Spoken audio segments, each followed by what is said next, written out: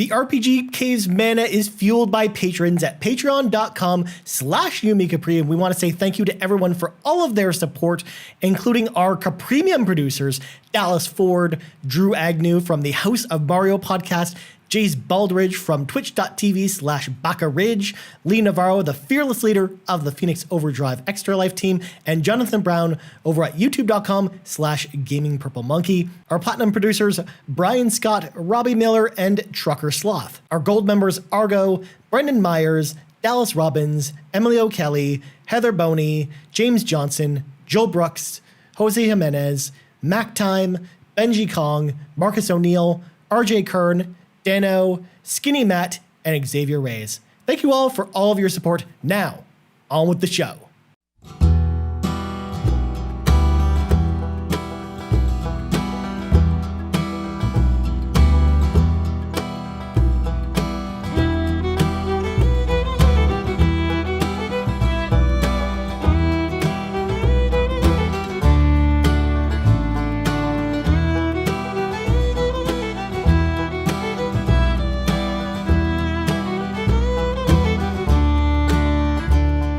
What's up, everybody? Welcome to the very first episode of the RPG Cave.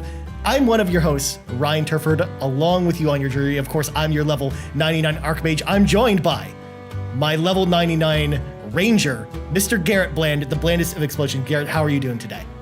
Hello, how's it going, man? I'm doing very well. I'm very excited to get into this podcast and talk a lot about RPGs. Nothing but RPGs, man. I mean, just all RPGs all the time. That's, of course, what the kids signed up for with this podcast. I mean, honestly, exactly. Garret, you and I just, even though we've never really done a podcast before, I've always felt like we have this special connection in the sense that we both are like total dorks about RPGs. But we have this sneaky connection behind everyone else. Is like we gotta make sure everyone else play these games. I mean, everyone else listens to us funny too when we like talk about either Atelier or Final Fantasy and go on these long diatribes, and it's just now I feel like it's perfectly fitting that you and I get together and do this exciting episode of this very first podcast that I'm excited to dedicate just to RPGs. Of course, Garret and I's favorite genres, of course, being RPGs. So here we are, Garret. We're finally doing the RPG Cave, a podcast you and I have kind of been dancing around for a while. It actually kind of started out as a joke on Twitter, on I think on a Twitch stream where we joked, "Oh, Garret, you and I one day will do like this PlayStation Vita podcast where we'll talk all about Vita RPGs and stuff like that." And it just that spiraled into this big idea to do this RPG podcast. So ultimately, this podcast each and every week. We're not going to be doing news on this show at all. It's very much going to be like a topic-based show, very evergreen show where each week we're going to bring an RPG topic to the table, we're going to talk about a specific game or franchise, like Persona, like Chrono Trigger, which are some of the ones we've got coming up. We'll also be doing like an E3 prediction kind of like preview episode in a few weeks as well. Oh, that would be awesome. So look forward to that, as well as we're kind of going to do kind of a reactions episode to like all the big news from E3 that has to do with RPGs, because we know Square Enix and a bunch of other companies are going to be there. But it's very much going to be like a very chill show about some of our favorite franchises and RPGs out there, and kind of what I wanted to get across with this show. And one of the reasons why I really wanted to do it is, one, I love talking about RPGs. I love playing RPGs, but most of our co-hosts don't really love talking about RPGs. They don't like to talk about much about it, at least, Yeah, so I wanted to have like an outlet for us to be able to talk about that. Not only that, but I love being able to expose people to games maybe that they've never heard of before, and series. Because I know, for example, we've already put a list together of some of the franchises and stuff that we want to talk about. And some of these, like, I've never played any of the games from, for example. And I played a lot of RPGs. So I love learning about new games, and I love being able to tell people about games that maybe they've never heard of or never thought to try, but maybe want to go pick up and see for themselves and see if they're really fun. So those are the type of things I'm really looking to try and get out of this show. And I hope everyone is just really interested in coming along for the ride with us. Garret, what about you? Kind of what made you want to join the show with me besides, me trying to beg and plead for you to come on the show? I'm really happy to join this type of show because I think I need to catch up on certain classic and big RPGs that I've kind of missed throughout like the past 10 or 15 years. So I'm happy to catch up and talk about games such as like Final Fantasy, Dragon Quest, Golden Sun, like all these types of Chrono Trigger very recently that once I wrapped that up. And yeah, what I want to get across with this show as well is, not too much of a spoiler cast into these games, but more in like, okay, what do you expect out of this game? Mm-hmm. What kind of art style, what kind of music are you like, and what kind of systems, mechanics are we talking about for this game? And we want to describe it to you, the audience. I know some of you are huge, avid RPG fans that are probably playing way more RPGs than me. And then there's some that just don't touch them at all. And we want to give everyone that good content for everyone to enjoy. So whether we're talking about a specific series or we dive into certain topics of like, what is an RPG or something along the lines of that, I want to make sure that you guys really do enjoy our thought-provoking conversations about it and just have fun with us. Yeah, for sure. And going back to your point as well, like also I love when we talk about bigger series, one of the best things for us to talk about is like, where should people start? Because like a series like Final Fantasy, for example, can be really daunting for people because there's like 50 games in that series. Where should someone actually start with Final Fantasy? Or even something like Dragon Quest. Like, should you start at Dragon Quest 11? Do the games actually feed into each other's storylines?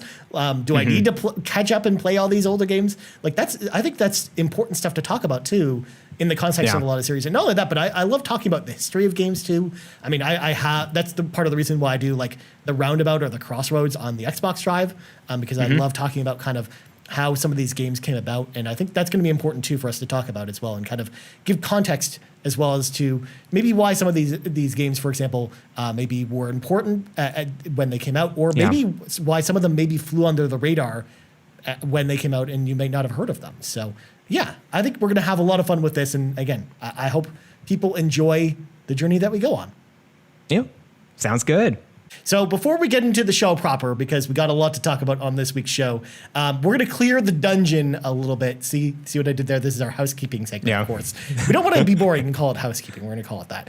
If you would like to support the show, if you like what we do, of course, you can support us over on Patreon, patreon.com/YouMeCapri. You can get early access to the show as well, because it goes up every Thursday for early access and then every Saturday for all the free feeds. So if you have some bucks to toss, you can head over there. You also get exclusive content, because we have exclusive shows on the Patreon, as well as early access to all of our other shows. So you're not going to miss out on that. Also, you can find us on YouTube. I'm not going to read out the YouTube thing. It's youtube.com/a whole bunch of gobbledygook.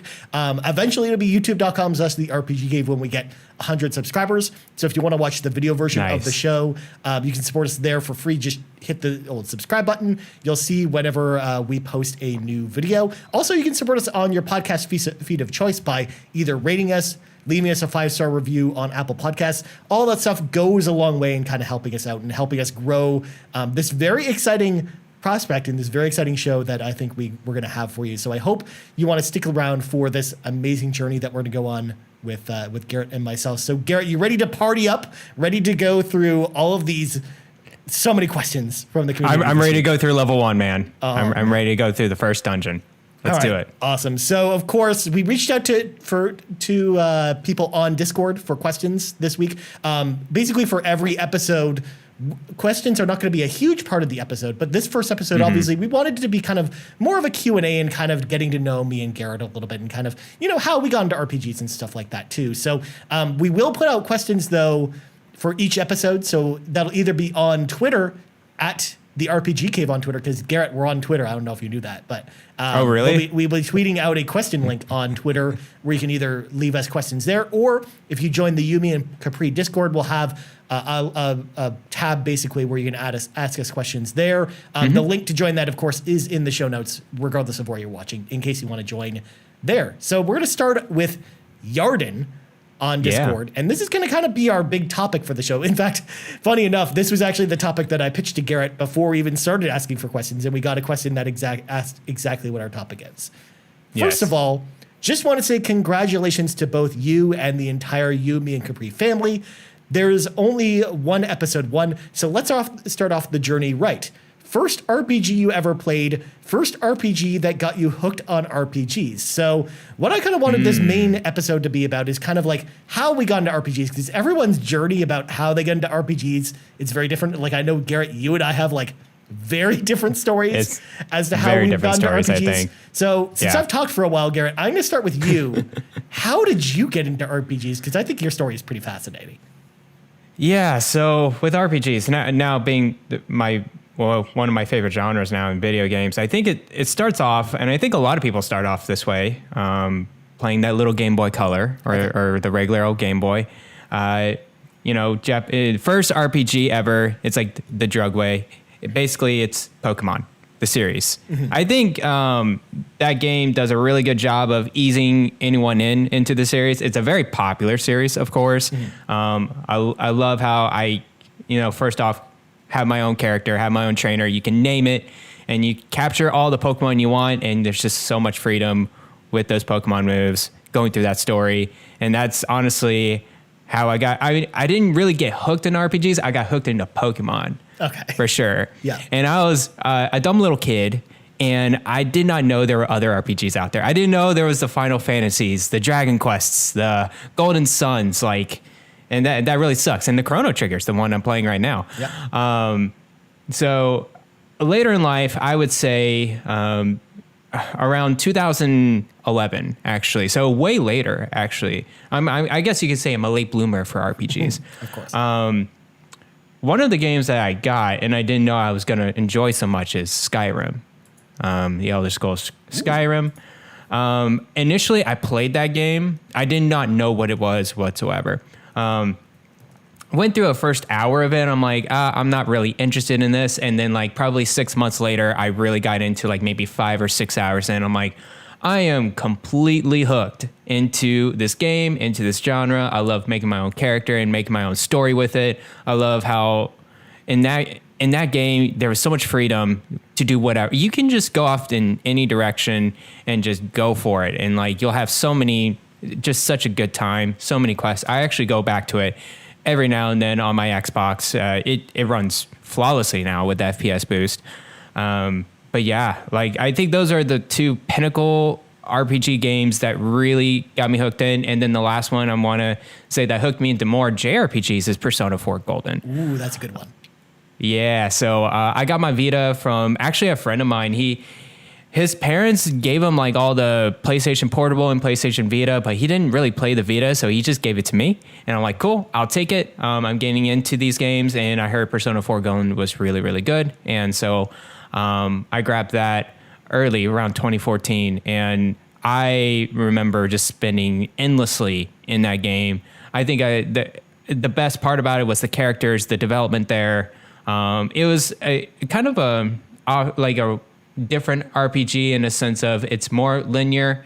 You're on a strict timeline, but there are dungeons, there are stuff to do, and you have a freedom of choice throughout the whole school year. So yeah, I would say those are my three most influential RPGs: is Pokemon the series, Skyrim, and Persona 4 Golden. Dude, that's awesome. Yes, that's such a weird journey, especially because there's so much time probably between all of the Pokemon games you probably played and then Skyrim, 2011. I was a dumb kid. No, I probably played some RPGs here and there, but I didn't think in my head, oh my gosh, I like these type of games. It was so funny. I played Pokemon and I was like, okay, only the colored cartridges are good games in these tiny little devices. I was really a dumb kid. Oh my God. And that's why I have this Retroid Pocket 2. I'm going back. I am visiting the awesome RPGs that are in those little devices. So I'm playing catch up, but it's going good. That's awesome. So what with Skyrim, what made you want to try Skyrim? Was it just the fact that it was fantasy and you're like, oh, it's a first person fantasy game. This looks cool. It's got dragons. Maybe I'll try that. Yeah, so I remember my friend playing Oblivion, and I had sort of a clue what that was. It was first person fantasy game. And so when I got into Skyrim, I guess I don't know. I just got it for Christmas, and I just wanted to really get into. I remember playing Fallout New Vegas, and that was the same developer. I kind of knew that. Mm-hmm. It was so funny that first hour really disinterested me. I don't know why. I think a lot of RPGs they don't do a good job of hooking you in. Yeah, a lot of them really start really slow, or it's the famous phrase too. It's it gets really good 20 hours in, like the Final Fantasy 13 syndrome. It's very much like exactly. That. Exactly. So once I got that past that hump, like probably 6 months to a year later, I don't know, like I wasn't really into much fantasy or high fantasy stuff, but Skyrim hooked me in a very different way than any other game. Okay. So That's yeah, it was a formula in there, I think. Yeah, definitely. And especially, too, is just the freedom of being able to go anywhere and do anything and collect as many cheese wheels as you want until you become over encumbered and you can't walk anymore.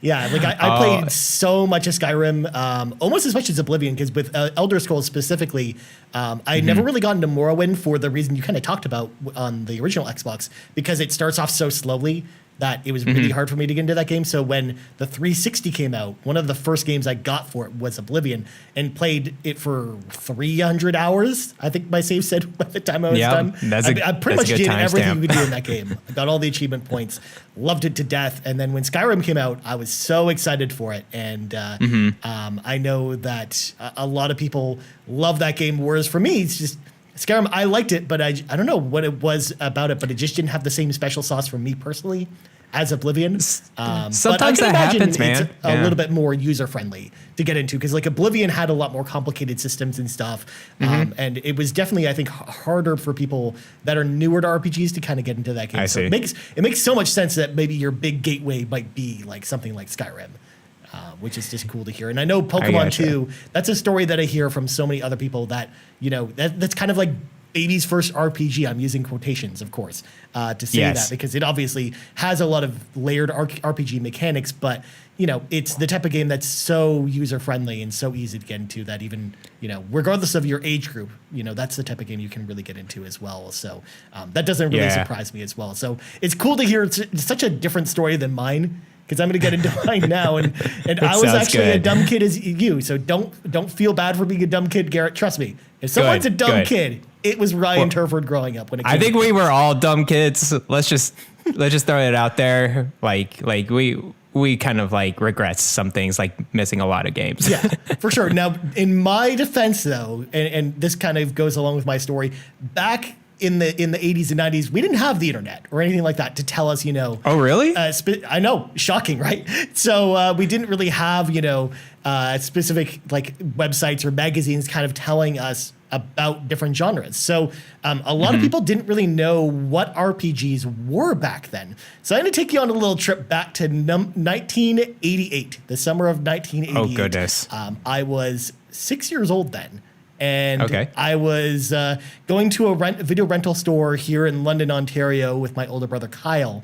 And of course, back in the day, if you wanted to play a game and you didn't want to buy it for full price, you'd go to the rental store and just go rent it for the weekend. And we were desperate for a new game to play on our NES back in the summer. And we went to the rental store and they only had one game available behind the counter. That game was Genghis Khan on the NES. Now, for those that don't know what on earth Genghis Khan on the NES is, I don't know what this is either. It's actually not an RPG at all. It's actually a tactical, like Romance of the Three Kingdoms style, like tactical strategy game, but on the NES. Interesting. And so we decided, okay, we're going to take a chance with this game because we're desperate for a game to try, and this is the only one they have. So let's take it home with us. We'll pay the $5 to rent it for the weekend, and we'll see how it goes. Bring the game home, boot it up, and immediately within 5 minutes, we're like, we're taking this back. We can't get into this. We have no idea what we're doing, especially because when you'd rent a game back in the day, you didn't get the manual. So without the internet to basically look up like a guide or something, and without the manual, a game like that is just, it doesn't give you any instructions in game on how to play it because it assumes you have the manual. And I think the manual for Genghis Khan 2 is like super thick. I think it's like 100 pages or something, which is kind of crazy because there's a lot of information to know about that game. So that was your first RPG? Well, quote unquote RPG. Quote unquote RPG. And this kind of feeds into what happened when we returned it. Because when we returned it to the video store, we were like, hey, what kind of game is this? Because we've never played anything game like this before. Because we want to know to steer clear of this kind of game. And the dude behind the counter said, oh, it's an RPG.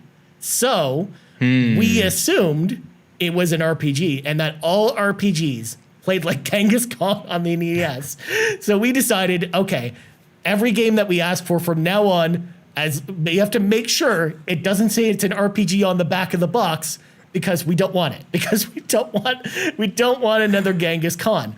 Very bad first impression for little Ryan there. Exactly. So yeah, again, talk about dumb kids. That was us when we were dumb. But again, you didn't really have any way of looking up information back then. And even when you would talk to kids on the playground, RPGs were such a niche genre, even more so back then. For sure. Especially here in North America, that like when you talk to kids on the playground, they would talk about the Marios, the Castlevanias, Contra, stuff like that. That would be the type of stuff we would talk about. So we would never talk about RPGs. So it really it took a while for us to kind of realize the folly of our mistake, because and it's funny because it kind of prevented me from getting so many games as a kid because they were RPGs. Like Chrono Trigger, my mom and dad famously bought a Chrono Trigger for I think it was my birthday or for Christmas, and we took it back because it was an RPG. So we ended up switching out for something. I think it was like we ended up switching out for Bram Stoker's Dracula on the Genesis, which is a terrible, terrible game. You don't want to play that game. So it prevented us from getting so many games. So what kind of turned the ship around was the Sega Channel. It was actually a service that existed in the States. Now, if you're unfamiliar with what Sega Channel actually is, it was actually a service that I think they only really offered in North America through your cable provider. And essentially what would happen is you'd pay like a monthly fee to your cable company. They would give you a special Genesis cartridge with like a coaxial cable line on the side of it. You'd plug it into your Genesis, and it would essentially be like the Genesis version of Xbox Game Pass, where essentially it would connect through the cable line to the service, and it would allow you to download a selection of 50 games per month through Sega that would basically rotate every month. So they were ahead of the time. Yes. No joke. The hilarious thing too was it was literally $15 a month, which is what Game Pass costs now. so it was literally the exact same model as Game Pass. And we basically, my brother Kyle and I basically made it our mission to go through every game on Sega Channel and try every single one of them. In fact, it's one of the reasons why when I was a kid, I played so much more Genesis than Super Nintendo for that reason, because I just had access to so many more games. And again, when you would select a game, it would basically download the ROM through your cable line directly to the cartridge, and it would basically flash it to that cartridge. And you'd play to a specific cartridge. Now, did that cartridge say like Sega whatever? It said Sega Channel on the cartridge. Oh my goodness! Yeah, you can still find them on eBay. That's crazy. And the best part about it too is that the ROM stays flashed to that cartridge until you download another one. So there's some on eBay that still have ROMs attached to them, including some exclusive games that were exclusive to Sega Channel. Stuff like Mega Man: The Wily Wars, for example, never got a North American release on Genesis because it was exclusive to Sega Channel. Which was ridiculous. Wow. That's a game that I actually played on Sega Channel and actually beat on Sega Channel, which is kind of crazy. So with that all said, and this kind of leads me on to my very first big RPG game that I played. So back on the Genesis, Sega actually had a whole bunch of RPG franchises. They had stuff like Phantasy Star, but they also had the Shining Force series. And right here I've got Shining Force 2. This was actually the game that really got me into RPGs. So Shining Force 2, if you've never played it, it was kind of Sega's answer to Fire Emblem, where it's actually a top-down, turn-based, strategy RPG with a really great story, some interesting characters, some fantastic music, some great sprite work. This is still to this day, my favorite Genesis game is Shining Force 2. I played this game to death. I beat it multiple times while it was on Sega Channel before it rotated out.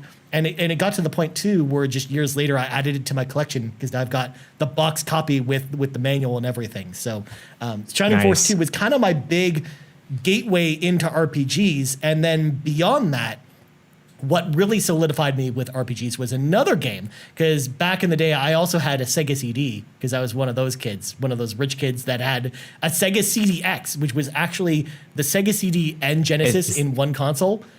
Is it like one huge monster? No, it's actually really tiny. It's like this big. It's like the size of a Discman. Oh, that's so cool. Yeah. In fact, if you want one now, they're like $500 to get one on eBay. They're actually super rare. But we had one when we were kids. And it was actually my first portable CD player because it would take batteries and you could bring it with you wherever you went. which was that's cool. kind of cool. So one of the games we picked up on Sega CD that I really got into was actually Lunar the Silver Star, which I've got my complete copy here. This was actually from Working Designs here in North America. They did the publishing, and from Game Arts, which is a company you might be familiar with because they made the Grandia games, but they also made Lunar, which this was not only my introduction to RPGs and kind of my gateway beyond Shining Force, but it also really was my gateway into anime. Because one thing that most people don't know about Sega CD games, if you like anime, is a lot of them actually featured animated cutscenes for the first time. And it was actually like the first console where we had like animated cutscenes. So of course they were all done in this like hand-drawn animated anime style. And really like that just, it was like a light bulb went off in my head as soon as I played Lunar. And all of the wheels kind of aligned. I was like, oh my God, I really love RPGs. We need to hunt down as many of these games as we possibly can. Is Lunar like an action RPG or what? It's actually a turn-based RPG. Is it turn-based? Okay, yeah, cool. So you've basically got this big field and your characters move along the field. So you can't actually, so sometimes if your character's too far away from the enemy, you can't do like a melee attack. You've got to run up to them a little bit. But for the most part, it's your standard turn-based RPG. And they've actually remade it a bunch of times because it was remade on PS1, Sega Saturn, PSP. There was a PSP version as well as an iPhone version that you can actually play right now as well. So lots of different remakes of Lunar if you've ever wanted to check it out. That's going to be saved for a much later episode on the RPG Cave because we're actually going to do a whole Lunar episode down the road because it's actually a really cool. I'm going to have to dabble a little bit. Thank goodness I have this retro pocket and I'll probably dig into a couple of these. Yeah, Lunar games. Worst case scenario, I've got a couple really good guests as well that can also sit in with us that can talk Lunar as well. So those were my two kind of gateway games. And then ever since from there, man, it's been nothing but RPGs pretty much for me going on from there. Like when I got my PS1, I had like Final Fantasy VII and Lunar, the remake. When I bought those both day and date with my PlayStation 1, and then I really stuck with PlayStation 1 that generation because of all the RPGs. So I played just so many RPGs on that console. It was so good. So that's my long-winded story about how I got into RPGs. Again, it's kind of crazy that you can tell it's much earlier, much like older kind of console generations. I'm the old man of the group. That's for sure. That's why I'm the Archmage, Garrett. I thought about my class wisely. I mean, eventually when I get a long enough gray beard, I can start stroking it like this whenever I have stroking thoughts. it like Gandalf, or Deckard Cain.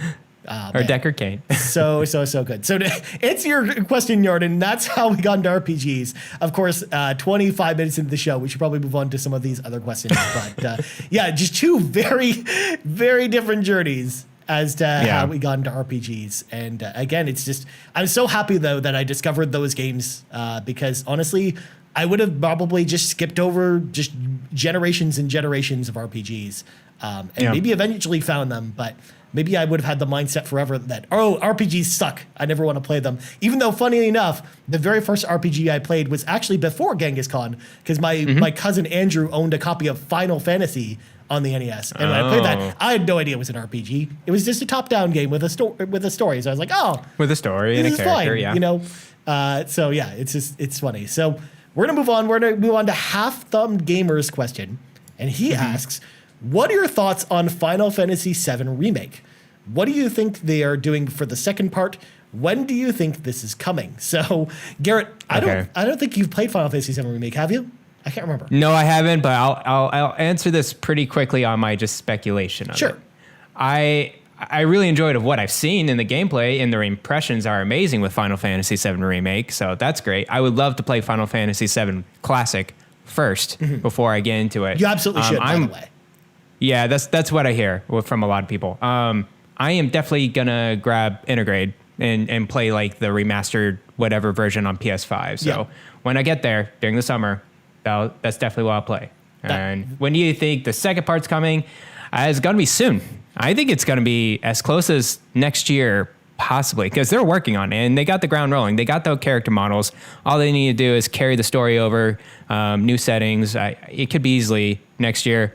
We'll see when Final Fantasy 16 is going to pop up too, because they have that project going. So, but the nice thing about that though is that Final Fantasy 16 is made by a completely different team. It's actually a lot of the Final Fantasy 14 team is working on that game, which pretty excites interesting. me. So I don't think they're going to correlate too much together. I just don't think you're going to obviously see both in the same year because Square Enix is probably going to want to spread them out a little bit.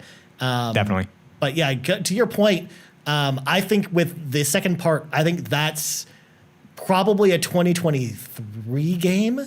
Because I think next year is going to be Final Fantasy 16, unless we're really surprised with Final Fantasy 16 this year. But we just actually last night, that from the night we're recording this, we just got the announcement of the release date for Final Fantasy 14 Endwalker, the new expansion for Final Fantasy 14, and that's coming in November.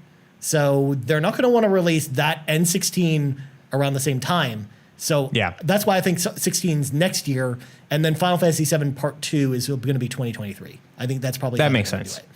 If I'm using my Final Fantasy math and putting them together. Because I think Square kind of wants to have like a new Final Fantasy game every year, and that would be the way to do that, essentially. So definitely. That kind of plays into it. What my thoughts about Final Fantasy 7 Remake Halfthumbed? I loved it. I wasn't as wild about it as much as everyone else, mainly because I didn't love the ending, but everything up until the ending and some of the grindier parts of the game, I personally loved as a big fan of Final Fantasy 7. I do think it was kind of a little bit too padded and kind of bloated because they did add a lot of stuff that kind of feels like anime filler. It feels like the middle of Naruto where there's like so many like weird episodes where Naruto goes and fights with the Flower Ninja Clan, for example. Yeah. So just it's stuff that you didn't really need to do.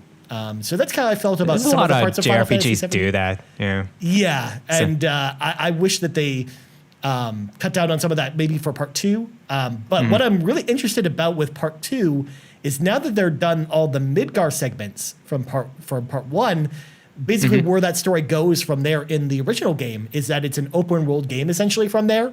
And you're basically out in the environment, and it's very, very, very different than the first part with Midgar because you're out in the woods, you're going to different towns and stuff like that. So I'm really interested to see how they're going to handle that with what they did with Final Fantasy VII Remake, the first part, because that first part was so enclosed in Midgar that I'm trying to think about how they're going to take that idea and that concept and expand that to like the giant open world that is Final Fantasy VII. So I'm really interested to see how the team handles that, how Nomura is going to handle that. And I'm really excited to see what they do with it because I hope it turns out well. I'm hoping for more surprises because I do like that they changed some stuff.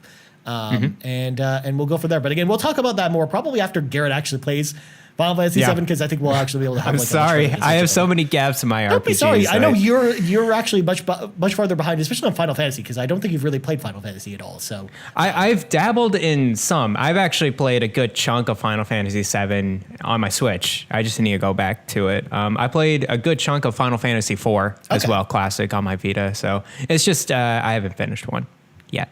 Very nice, my friend. All right. We'll get there. Next up, speaking of portable devices, we're going to stick with WTNAndrew, and he asks, what is one RPG from the portable devices, not counting Pokemon, Final Fantasy, or Dragon Quest, that you'd like to be seen converted into a full home console release? So, Garrett, is there like a portable RPG besides those three franchises that you would love to see come to home consoles? Recently, I just been thinking of this since Bravely Default 2 is out. They really need to port those Bravely Default 1 and Bravely 2nd into on the Switch. Like it's kind of time. I would love to see like refresh graphics, refresh textures on that. And another series that I would like to see is actually the Etrian Odyssey. Because like it's trapped in that 3DS. I do like the touchscreen of it and the mapping of it's a dungeon crawler. So what you do is like kind of make your own maze and path throughout the level. And the same thing with like the Persona Q series. Yeah, that's what I was thinking of too when you were talking about that. Yeah, exactly. I would like to see that on Switch as well. Very nice. Yeah, I think those are great choices. Like I know Bravely Default. I love both that and Bravely Second and. Again, I think they could do so much more with those games visually on the Switch, especially with the character models, because they kind of have the same problem as the Fire Emblem games on 3DS do, where they're kind of at the mercy of what the 3DS can really do. You could see the edges. You could see the edges of the character models, and like just putting that fresh coat of paint and textures on the Switch, that would be amazing. At least they have feet, though. At least they've got that going for them. Unlike, again, like Fire Emblem Awakening or Fates, which is actually one of my answers. It's actually both Fire Emblem Awakening and Fate. I would love to see ported to Switch. I think those would be home runs. Another series that I would love to see come to home consoles is Golden Sun. I would love to see those get like a re-release on modern consoles. Both the Lost Age and the original Golden Sun would be awesome. I'm only showing up one in the video because I actually only have the one in the box. But then even though you said not to pick Final Fantasy, Andrew, I cheated a little bit and picked a Final Fantasy game because this one criminally is stuck on the PSP and is not available digitally. We know. And we know what it is. Crisis Core Final Fantasy. Oh, Crisis 7. Core. Oh, okay. Yeah, okay. This game is incredible. It stars Zack, and it's basically like a prequel to Final Fantasy VII, and it's so good. And it sucks that it's stuck on the PSP in physical form only because it never came to the digital stores at all. What? And That's I think this is the type of crazy. game too that would play way better with like dual analog sticks on a modern console, especially now that we have Final Fantasy VII Remake. Like, I would love to see Crisis Core get ported to modern consoles. So that's kind of my answer again. Even though, again, Andrew, you said not to pick a Final Fantasy game. I had to cheat a little bit, but I gave you Golden Sun and Fire Emblem. I mean, that game is very trapped into the PSP if it's physical only. Yeah. Goodness, that's crazy. Well, the thing about PSP too is they didn't really. It's weird because they did the PSP Go, which was a digital only PSP system, but only like 150 of the like 900 games that are on PSP are available digitally, which is so bizarre. So and just Crisis Core never made it for whatever reason to the digital marketplace. I just don't get it. All right. Yeah. Next question comes to us from Fulia, and I'm actually going to merge her question with Antix's question as well. So Fulia asks, what RPG games would you recommend to players who haven't really delved into that genre of gaming? And Antix asks, what's the best way to get players who aren't interested in RPGs to give the genre a try? So we talked about this a little bit when Garrett was kind of giving his story. I think obviously, Fulia, the easiest series to start with for anyone is Pokemon. I mean, Pokemon is so user-friendly. The first thing that pops up in my head. It's so easy to get into. It's not like, I mean, the stories, it depends on game to game. They're not the best in the world. But yeah, like that formula is like, that's a strict RPG formula. And if you like the gameplay of Pokemon, we could bounce from there. Yeah, for sure. Like, I think that's the one I will always recommend people start with. If you want something that's not Pokemon that has a great story, any of the Persona games, Persona 4 Golden, Persona 5. I know those are gateways for a lot of people too. Even though they are way longer than Pokemon, like there's so much bigger time sinks than something like Pokemon is because they're like 100-hour games. So they're very long. It's more and they can be tedious. Yeah. Xenoblade Chronicles is a great one as well. I know a lot of people that are not huge RPG fans got into that game because of the story itself, not as much with the combat, but the story was really excellent. And so I think you would enjoy that if you love story. Yeah, I never really thought about that too, but I know the combat in Xenoblade is so much different than a lot of our other RPGs too that I think it might appeal more to people that maybe aren't into RPGs. So I think you've got a good point there. Also too, if you're someone that that hasn't really dabbled with RPGs, but you like strategy games, like strategy RPGs are a great entryway too, and that's how I got in with Shining Force with my example. But so something like Fire Emblem, I think is actually a great gateway for a lot of people too. Like I think a lot of people who are newer to RPGs maybe have played like stuff like StarCraft or Civilization on PC, but never really dabbled with RPGs. I think like a Fire Emblem or a Disgaea maybe are the type of games that maybe you want to try out. Yeah, Fire Emblem Three Houses is the most like accessible game out of the series. I think you can make it as easy as you want. It doesn't get overly too complicated if you don't let it. So I would say Fire Emblem Three Houses is a good one to start for sure. So I think we got a lot of really good examples there. As far as the best way to get people who aren't interested in RPGs to try the genre, I mean, I think that's a tougher ask because obviously everyone kind of has, their own preconceived notions about genres. And it's harder to get everyone to try everything. Whereas just my advice is, and I carry this across every genre, is I'm the type of gamer that just likes to just try stuff, regardless of what genre it is. Like, even though I know I don't really love roguelikes, I really wanted to give Returnal a try because I love kind of the setting of Returnal.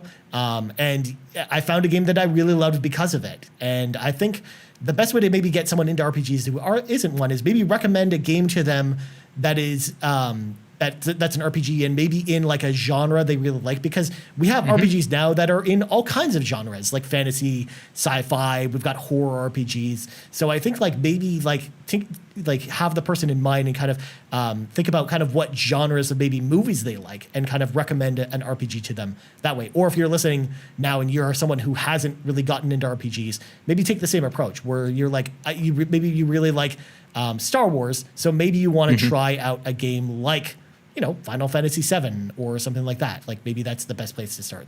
Or maybe something like Phantasy Star 2, which is like a sci-fi RPG. Blending genres is probably a good way to go about it. I also would like to say, on top of the previous question, is RPGs that don't demand a ton of your time and like you can get through in a solid pace.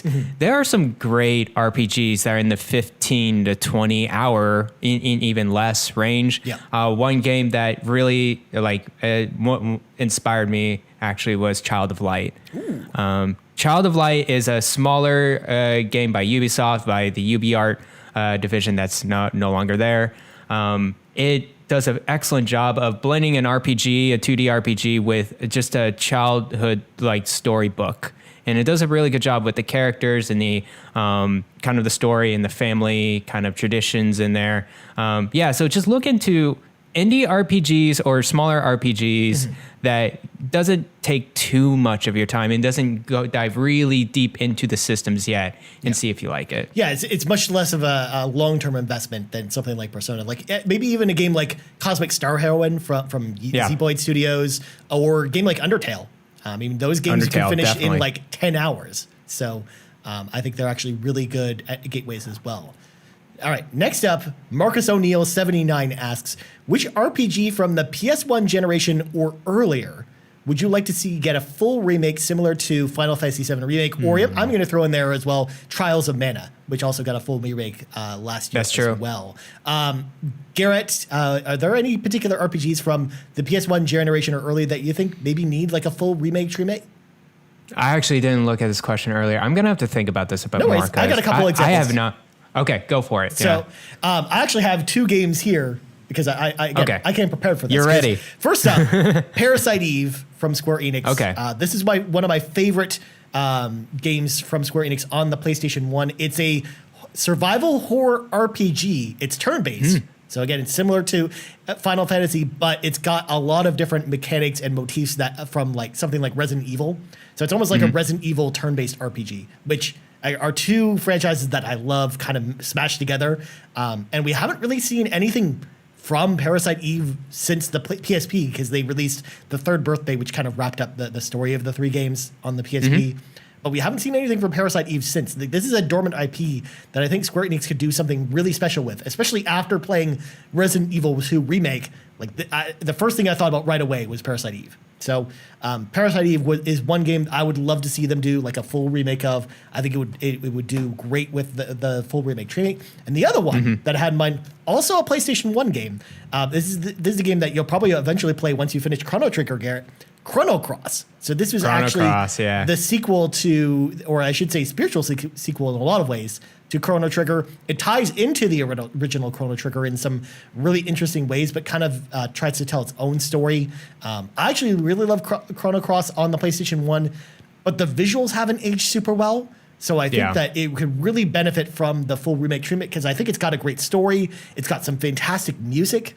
It's got some great characters, and I think it would make a great full-on remake, even more so in the style of something like Trials of Mana. I think if they went in that direction, I think it would be much better to go and do something like that.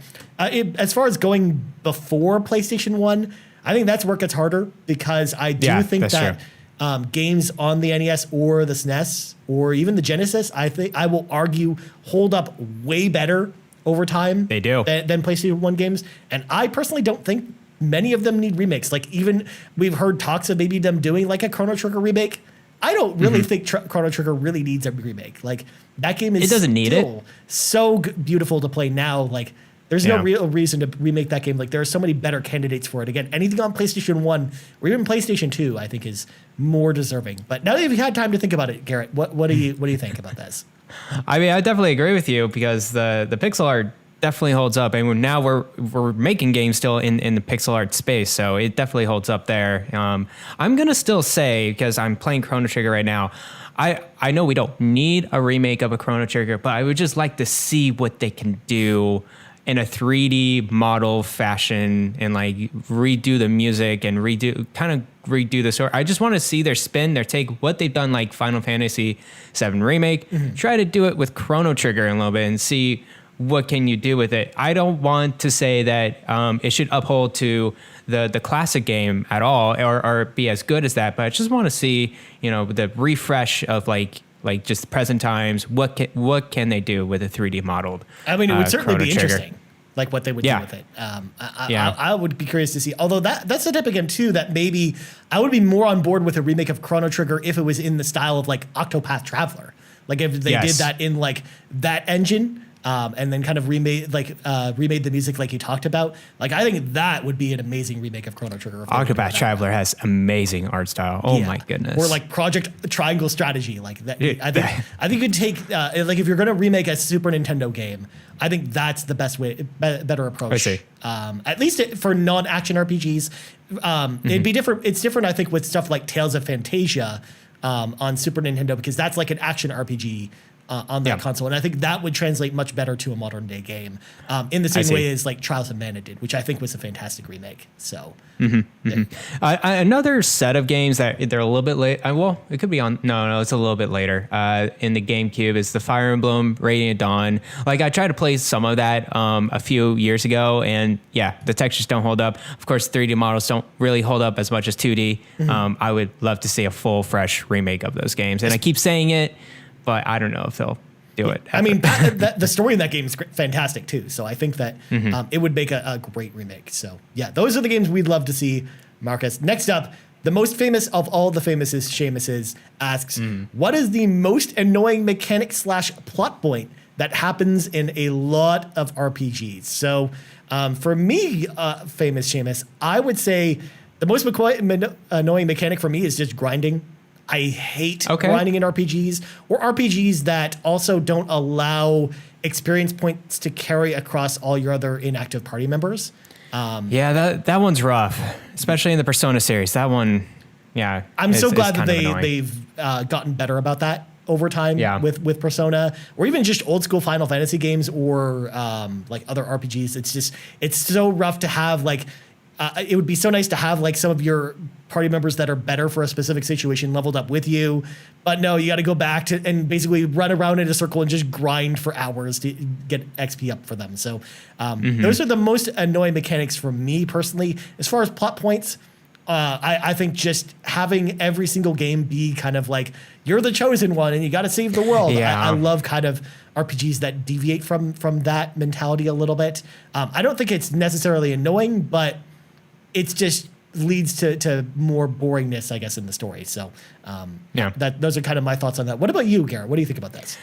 I'm totally right there with you on all those points. I think another thing that really bogs me down is if the RPG doesn't have good voice acting, if it has bad voice acting, like it really just detracts me from the story itself. And if it's not a good story, the gameplay must be good for me to, continue on. So I would say like bad voice acting is a huge thing in RPGs that I wish like it would be better. That's a really good one. Like especially someone like me who goes back and plays a lot of old PS2 RPGs. Like some of them are like awful. They're so bad. Another thing, I think you said it, like grinding. I would say more. Not grinding specifically, because I think grinding can be good if they do it right, like Bravely Default 2. They actually do a very good job with that. It's more of like repeating secondary quests or like something that's like, oh, okay, you've done it. Now you can do it again forever and ever and ever. And I'm like, no, I don't want this. Like I'm one of those games that are people that I'm a completionist to a point. If it's a little bit too much for me, I go on, but I like to see all those secondary quests checked off if I really enjoy the game. And so when I see a secondary quest, like, all right, beat the first boss again, or beat the second boss again with like these other characters, I'm like, no, please, just let me continue. Keep the pacing okay, and we'll go from there. That sounds like the world of MMOs that you just described, Garret. So yes, I know. Like that's why I dropped off of MMOs. Yeah. We actually have an MMO question a little bit later too, so we'll talk about that too. But literally everything you just described, it's like, oh, I'm gonna rerun the same dungeon / instance like 85 times to level my character. I've done that before. I'm right there with you. Oh, that's so good. All right, next up, this one's from Sean Capri. We know him. Sean Capri asks, what is your desert island console for RPGs? Garret, do you have a desert island console for RPGs? Because I'm pretty sure we probably have the same answer for this one. I've been debating, man. Like, of course, it's going to be handheld. Yeah. I think a handheld is great to like put traveling, go on vacation or whatever. So, and I like it. It's just compact and portable. And RPGs, it doesn't matter really much if it's on a home console or in handheld. They're still pretty good. I'm gonna have to say the 3DS. Ooh, that's a little bit different than I was thinking. Why the 3DS though? There are so many kind of classic RPGs and Shin Megami Tensei games and Monster Hunter. There's just so many series in there and so much content in both the 3DS and the DS. So you could do backwards compatibility. Yeah.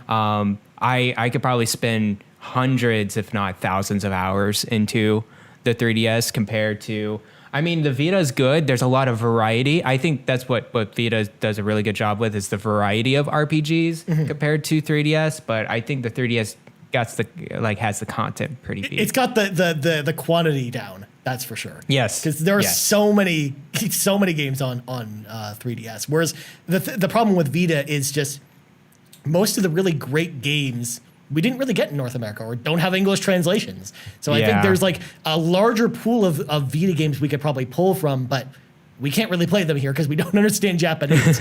But at the same time, my answer is actually the Vita. I have to go with the Vita on this one, mainly because, and I'm thinking outside of just the Vita games, and because it actually plays a lot of fantastic PS1 RPGs. But also, it plays a ton of really good PSP RPGs as well. So going beyond the Vita library by itself, I have to give the Vita props because I love playing games on the Vita. I think it's the perfect console for handheld besides maybe the Switch. I think it's probably my second favorite one. But I just love playing RPGs on the Vita, and there's a ton to choose from. And I think the quality, like you alluded to, is just top notch for a lot of like the quality of RPGs that are on the Vita. And it sucks that we're missing so many Vita RPGs that we could have had here. I know, because right? it just did so much better in Japan. But again, just for having the PS1 RPG library on its own, where it has almost every single fantastic RPG that released on the PlayStation 1 on the store. Like there are some exceptions, but you've got most of them there. Like that's true. That alone, I think, probably puts the Vita over the top for me personally. But it depends on what kind of RPG game. I love the form factor of this thing too. Like, they just really nailed it with the Vita. I can't believe Sony just sunk it like it did. But what are you gonna do? For sure. Next up, the Winter Gamer asks, in RPGs that you can name your characters, how do you go about choosing the names? So Garret, first of all, in RPGs, do you name your characters at all? I absolutely don't, man. Brendan, I'm so sorry. Like, I'm the most bland person when it comes to just like naming your characters. If there's a default name, I like to put the default name in there because that's what the developers intended the name to be, even though you can change the name. So I definitely put like the original default name. If it doesn't have a default name, I'm a stupid person. I just put my name in there and just let my name be that character. I did that with Fallout 4 and actually made myself like the most like kind of like similar to my face. So I imagine being lost in that world. I think I kind of just imagine that.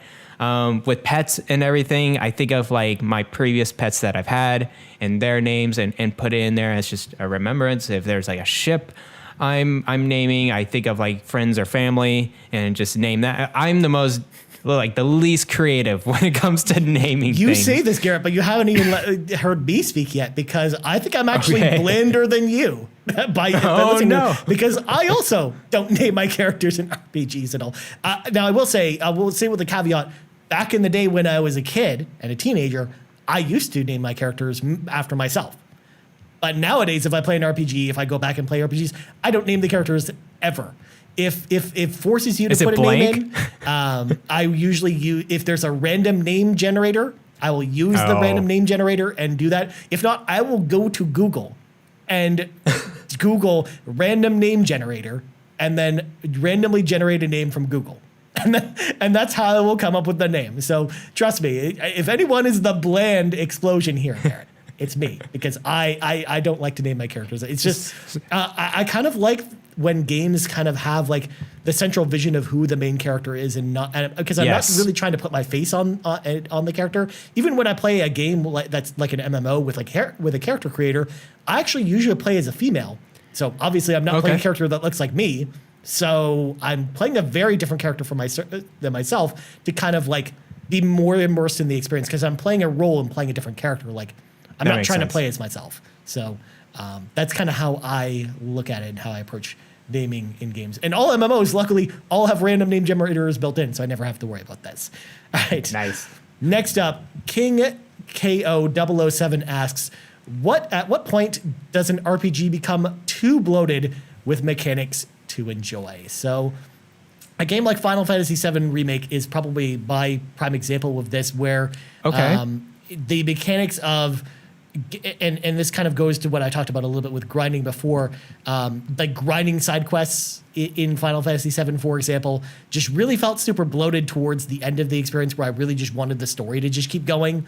And I think when I can visually, or when I can audibly feel like I feel like I'm trudging through mud in an RPG, I think that's where, like, if the grinding or the level scaling is a little bit too bloated, or if I feel too powerful, I think that's when it kind of gets in the way, when the mechanics kind of get in the way of the experience. But I don't know. I think I'm a bit more easygoing, because I think that's one of the reasons why I love RPGs, is not too many of them really make me mad, or not a lot of them really feel too bloated.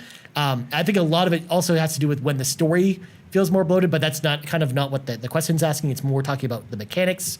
So as far as mechanically, it's just that maybe the level scaling is probably when, if it's too far off balance, I think that's when it feels a little bit too bloated to me. But what do you think about this, Garrett?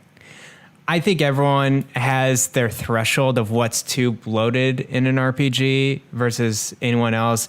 I think my rule of thumb I like to go to is sometimes I dabble in the games, I get out of it, and then I try it probably like a couple months or whatever, sometime later, I try to get back into it. Do I understand it, or can I just play a couple hours and get into it very easily? If I can't get back into it very easily, then I know it's like, okay, this RPG is probably not for me. It's probably too many systems, and I just been kind of detached to it for far too long, and so I just let it go. I think one prime example, and I would love to go back to this game. It's Radiant Historia. Actually, I got the remake of it on the 3DS. That one deals a lot with time travel, similar with Chrono Trigger, but it's a lot more branching paths. You kind of have to figure out like each individual time points and their character plot points. And like, I tried to get back into it like a year later, and it's like, no, you cannot do that. You have to like do like kind of like a flashback or a recap or whatever to get back into the game and go through the mechanics again. There's some games that become too customizable. I think one game I'm thinking of, even though I do enjoy, is the Atelier games. They do a really good job of making their systems. It's just sometimes they just do a little bit too much on what's very each item can be very specific. Each item can be you have to craft everything, to like the scythe, to the weapons, to your armor, to your potions, everything. So it gets a little too tedious in that regard. So I don't know. It just depends on you, man. Like if you really like crafting, then like maybe you have a certain threshold of like how many systems you can handle. Yeah, it really just depends on the person and kind of like what Yeah. you like about games and what kind of makes you interested in games. So I think, for us, like those are the things that make us mad. But I mean, everyone kind of treats this probably has like a completely different answer to this question. So I think the last thing I would say is like, if you give me a tutorial at the end of the game, like I'm at the end of the story, God. you're still giving me a tutorial. It's like, I love no, that. you failed me. You're just suddenly a new mechanic it comes up near the end of the game and you've got a tutorial there. It's just it's great. Yep. All right, next up, Watcher Girl 9 asks, favorite and worst RPG of the PlayStation 4 Xbox One generation, not including Switch since it's technically next gen in my book, but you can include Wii U in this if you want to, Garrett. Also, okay. favorite and worst RPG of the PlayStation 3/Xbox 360 generation. Maybe for the sake of time, we're probably not going to do worst here, but do you have a favorite for each of these, Garrett? For PS4, Xbox One, it's definitely Witcher 3. Okay. That's my favorite RPG on that generation. And then my favorite, I said it before, but Skyrim on PS3 360 generation. So yeah, Nice. Definitely more high fantasy. And they really nailed both of their mechanics down. Oh my gosh, Witcher 3 is a masterpiece. So hopefully we'll get to talk about that later for sure. We'll get to talk about The Witcher. It'll have its day at some point. As for me, favorite of this generation, for me, it has to be Persona 5 Royal. I love Persona 5 Royal so much. And I mean, I'm picking that version over the original, but Persona 5 was my favorite game of the generation from the time I played it until Royal came out. And then as soon as Royal came out, it's like, yep, this replaced the original. So for me, I love the turn-based combat in that game. And then favorite from PS3 360, it'd have to be Mass Effect 2 would be my favorite. Ooh. I love the Mass Effect series, and 2 I think is probably the best mix of mechanics and story of the 3 games. So for me, I would have to say Mass Effect 2 would probably be my answer to that. And I just love BioWare. They're my favorite gaming company. I saw Sean Capri streaming that last night. Oh my gosh, I mean, I'm tempted. I really need to get it. I will get it eventually. It's just, do I need to get it now? No, I'm trying you're to playing finish Chrono RPGs Trigger right now. now. You wait till you're finished that. Playing Chrono Trigger and Nier Automata on Xbox Game Those are good Pass, choices so, right there. I mean, Mass Effect is the type of game that'll be great whenever you pick it up, and it's a fantastic trilogy of games. So there you go. And I mean, I've been playing it nonstop ever since the Legendary Edition came up. And last couple questions before we go. This one's from Brent. Yep. What's a character class that you'd never play, but you should try? Is there a character class that you... I mean, to be fair, I think a lot of this question probably has to do with like MMOs, for example. MMOs, and like you could think of like tactical RPGs where there's so many off-random classes. I think the one class that I never go to, but like seems interesting, is the Bard class. The Bard class seems always wacky. You're doing very different things versus the other characters. You're not like doing offensive or defensive. You're supporting or buffing. So it's a very different way to play a game. And I feel like I just need dabble into that a little bit more. You mean to tell me you're not a spoony bard, Garrett? Is that what you're trying to tell me? I'm not a spooning bard. Oh, God. What is that? As for me, honestly, I'm always the type of person who, when I'm playing a role in a party, whether it's an MMO or any type of RPG, whether it's like even this transitions into something like a paper RPG like Dungeons and Dragons, I always love to be like the support healing person. I think that's kind of my preferred role. So the one I never usually like to play is like the tanky / leader role. Is usually like the type of role that like you don't want Ryan Turver playing. I mean, in MMOs, I always stay away from tanking and kind of leading the party. Like I'm not really like a natural born leader, I think, in real life. So I like to stay away from that. But so I'm the type of person who would probably play the bard more than Garrett would. But I always prefer to be like the rangy, spellcasty, like supportive. You're at a distance, but you're supporting and the group as much as you can. Yeah, for sure. Exactly. All right. Next up from Mr. Nasty Boots, define a true RPG and mention why games that have RPG elements are basically RPGs and not RPGs. Mr. Nasty Boots, we are actually saving your topic for a full episode. That's going to happen down the road. That's a loaded question. Oh my goodness. That would probably take us like half an hour to go through, and we just unfortunately don't have the time to do that today. And we want to give it its proper due. So it's going to get its full episode down the road. So we're gonna skip that for now. I hope you understand. Last question comes to us from Anti-Macro, aka Rob, and he asks, what MMORPG have you played, and why is Asheron's Call still the best one ever? Garrett, Never heard of before I dive deep into my history of MMOs, what MMOs have you played? Just real quick, I think we're going to have an episode full of MMORPGs as well. At some point, yeah. Yeah, the few I've really gotten into and playing, actually one of the first ones, I probably should have mentioned this in the beginning too, RuneScape. RuneScape was one of like my first major MMORPG. I know I would really like to get into it. That was another one that you just leveled up, but you had multiple characters around. It was free at the time. It was browser based, so it was very easy to get into. RuneScape is still going, guys. It's on Steam. It's kind of crazy to I can't believe that game is still around. It's still alive somehow. Another MMORPG that's also still alive, which I can't believe and needs to go away, MapleStory. Oh God, MapleStory. So MapleStory was a big thing with me and my friends. I love just the cartoon 2D. I really like the action of the skills and everything, but that MMO became too bloated for its own good. Now you level super quick, super fast. It was really good when I was playing it at the time in middle school, but now you just don't want to touch it. But yeah, those are probably my two major MMORPGs I played. Ooh, very nice. Again, just crazy choices too, because God, those games are so old.